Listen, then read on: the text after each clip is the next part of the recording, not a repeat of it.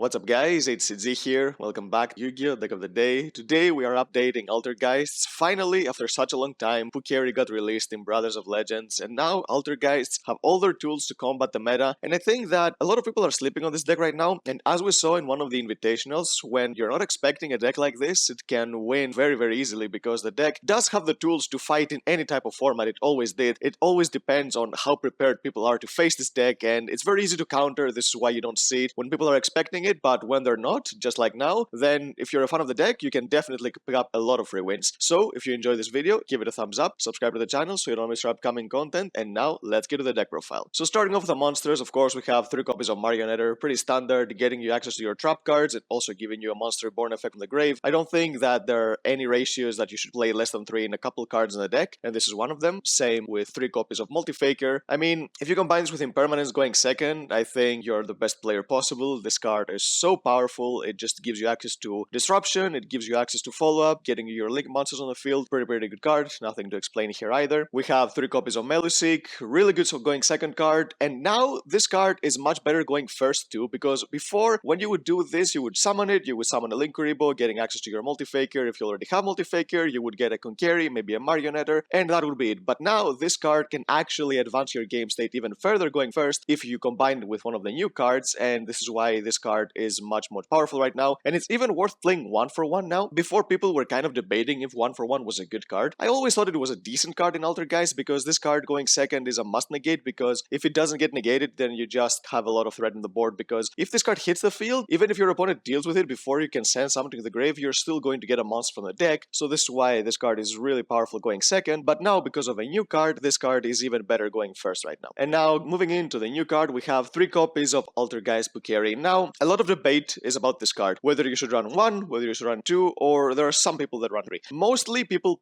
say that this card should be a 1-off because it's searchable. My theory about playing 3 is that you don't really want to search this card, you want to see it as soon as possible, because by the time you get to the point of being able to search this card with spoofing, you already have what you need in your hand to win without this card. The reason this card is really good is because A, it gets you to Hexia turn 1, which can be huge, especially if your opponent main decks something that can destroy you, like Lightning Storms or Feather Dusters, or maybe evenly matched, because these cards see a lot of play these days. And also being able to get you to a Melusik by just going into a bigger monster than a Linkuribo that can do you much more, and also getting back into your hand so you can chain block. So this is why I think this card is really good to draw, and I don't really understand why people think that it should be a 1-off just because it's searchable. That theory would work for a lot of other cards, for any other deck, but I think that you should play 3 of any card you want to see ASAP, and combining this card with Marionetter is not bad either. You just want Hexia on the field. Heck, sometimes even if you draw 2, summoning 1 and then linking the other one for a Hexia, or maybe even normal summoning a Multifaker can be good sometimes if you have something like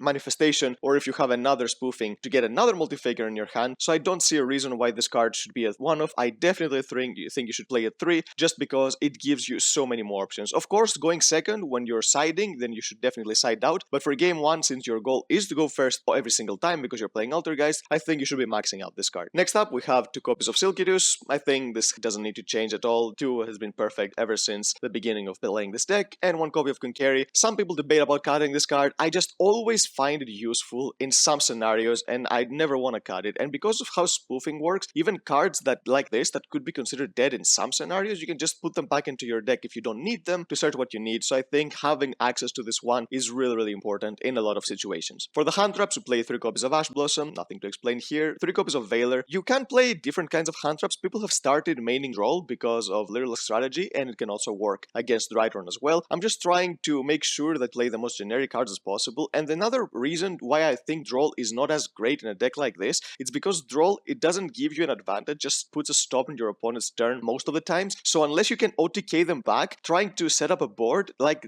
with a deck like this that doesn't bring out immediately the best board possible, I think Droll doesn't give you that much value because your opponent just already has what they need in their hand to keep doing what they did in the previous turn. So I think Droll works much better in decks that can push, and in decks like this, I think hand traps that try to minify the game state and make it even, like Ash Blossom and Veiler, work much better, but that's just my opinion. If you think Droll is a good card for you, then of course you can go ahead and play it even in decks like this. For the spell cards, we have 3 copies of Extravagance. You can play Prosperity if you have access to it, but in trap decks, I think getting this 1 extra card for the +1 is more important than getting exactly what you need. Because for example, yes, when you're playing Prosperity, you're trying to dig for a Multifaker if you don't have access access to it, you're trying to dig for a certain trap card for the matchup, but I think Extravagance giving you potentially a monster and a trap or two traps in decks like this works much better for Prosperity. So this is why Prosperity has been seeing play more in combo decks like Dinosaurs, and in decks like Altergeist and Subterrors, Extravagance is still a bit better than Prosperity in my opinion. One copy of 1-for-1. With Pukeri, you have to play this card, I think. Even if you're playing one, I think you should playing this because Melusik just became so much better because of another card being added to the deck. So I think you do play also enough monsters to support that, because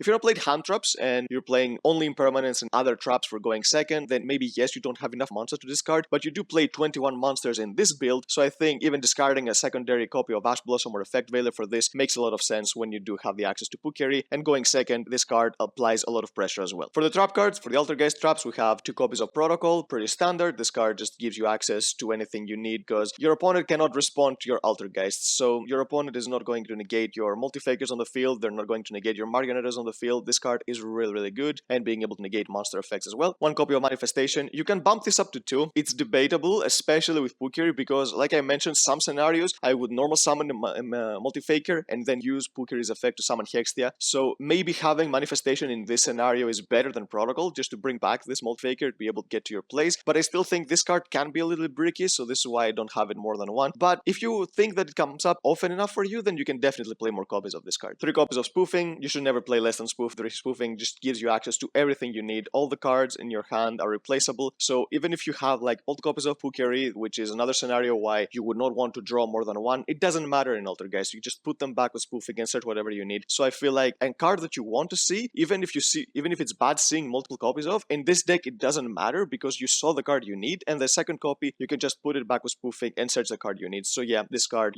just gives you so many access to cards that you wouldn't necessarily want to play in the deck or maybe multiple copies of, but this card just makes the deck work phenomenal. 3 copies of Impermanence. This card rounds out the hand trap count to 9, and this card, I think it's the best in this particular deck, and everybody knows why, because when you're going second and you see Impermanence Multifaker in your hand, you know that you're 90% of the time going to win that duel, because it's absolutely impossible for any deck to play around something like that, because it not only gives you a negate, it potentially gives you a bounce, or it gives you a Melusik already on the field, so even before your turn starts, you already have something on your field, be able to go into maybe an Anima, or maybe a Hextia, get a Surge, and also get a threatening monster on the field. This is why this combo is absolutely deadly. Yeah, you have to play 3 copies of Impermanence if you're playing Altergeist, and since the card is very budget now, because it's got a print in a structure deck, I think that even those who were playing Altergeist before, who couldn't afford Impermanence, they now can afford Impermanence, so I think this deck has become much better for the masses. 3 copies of Solemn Strike. This is the best Solemn to main, even if you're afraid of cards like Evenly Lightning Storm or Feather Duster. Most of the times people are not maining these cards. Yes, sometimes you might lose a game or two because someone might be maining them, but this card is much better going second than Judgment, and this is why I think it should be the card to be main. Of course, Judgment is the card you side when you're going first, and you're probably going to side out either a hand trap or maybe even Strike sometimes, but yeah, Judgment in the main deck, I'm not a big fan of it, but Strike, definitely a big fan of it. 2 copies of Rivalry of Warlords. I think this card is underrated this format. People just go for Gozen Match most of the time, but I think this card just gives you a lot more just because of the little strategy. So for example, when your opponent's trying to summon all the wind monsters with Gozen Match, they can do a lot more than with Rivalry just because the wind monsters are not always winged beasts, and especially with Brigade package, both Rivalry and Gozen Match can basically serve the same purpose, but you cannot play Gozen Match in Altergeist, so this is why Rivalry is the card here. And of course, this card sometimes can just outright win you games. In some matchups it might be dead, which is why I'm not maxing it. I think 2 is perfect, at least for the main deck. You can side the 3rd copy if you want, if you're playing against a deck that can absolutely destroy, but I think 2 is really good because you can play all spellcasters, even your extra deck sometimes. You don't even have to go into Link Kuriboh for Melusik. There are other options right now, so you can actually get that search even if you don't link it away before you activate your Rivalry of Warlords. So I think this card is a decent card to try. Of course, you can play any other type of trap. Those last 3 cards, you can play other traps if you feel like, but they've just been performing really well. And the last card, of course, is Imperial Order. Now, I say that you can play any other trap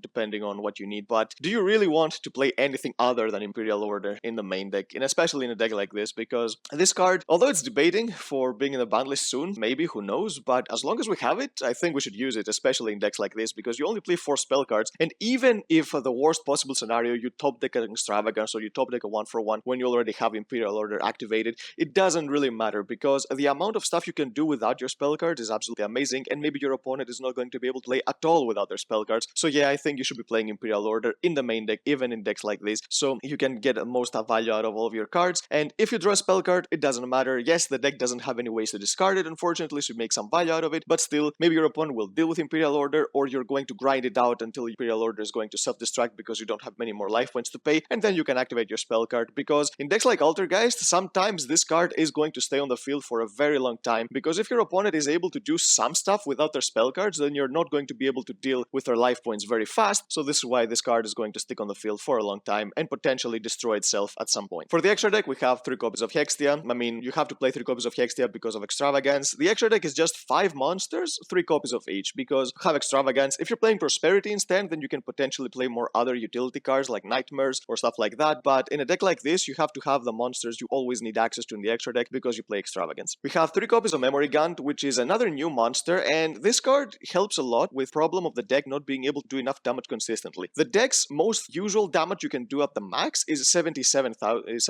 so this is why a card like this makes a lot of sense, because during the battle phase as a quick effect, you can tribute another monster, and this card gains attack equal to the attack of the tributed monster. If it destroys a monster by battle, you can destroy a monster your opponent controls and it can attack again, and if this card would be destroyed, you can just banish a monster from your graveyard instead. So it's a resilient monster that has Colossus type of protection. It can attack twice and also pop cards with an effect that boosts it, and it says current attack, not original attack of the monster you tributed. So if you tribute a Hextia that pointed to something, then this card can become more than 5,000 attack points. So yeah, I think this card is a really good card. I know it's a Link 4, and it seems like it's not going to come up too often in Altergeist, but once you get into the grind game and you start bringing back Hextia and summoning another Hextia, then it's very easy to summon a Link 4, get a Surge, and also while activating Multifaker and tributing the Multifaker or the Marionetter, you can make this card really big and be able to deal with a lot of words. We have 3 copies of Linkuriboh, of course, for Melusig, nothing to explain here, you just need this going first. 3 copies of Anima. Sometimes this card can work. I know that it doesn't come up often because people still expect this card for some reason and they try to think where they summon their monsters, but I'm sure there will be some scenarios where this card can clutch you another monster on the field just to be able to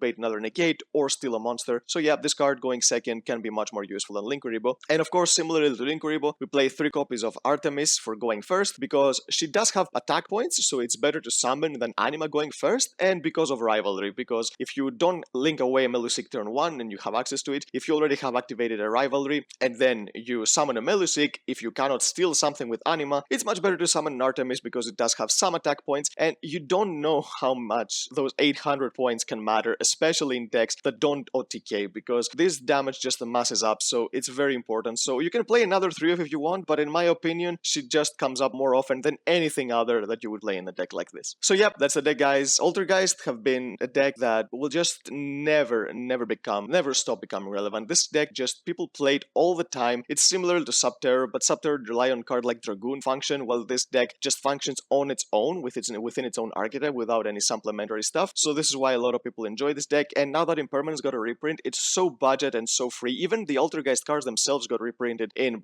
Maximum Gold, so this is why this deck is so cheap right now, and you can expect to see this deck a lot more than before just because of those reasons. So if you're not planning on playing this deck, you should be prepared for it, and if you're planning on playing this deck, then you're going to have a heck of a time and you're going to win a lot of games just because people don't expect. So yep, that's the deck, guys. If you enjoyed it, give it a thumbs up, subscribe to the channel so you don't miss our upcoming content, and we'll see you next time.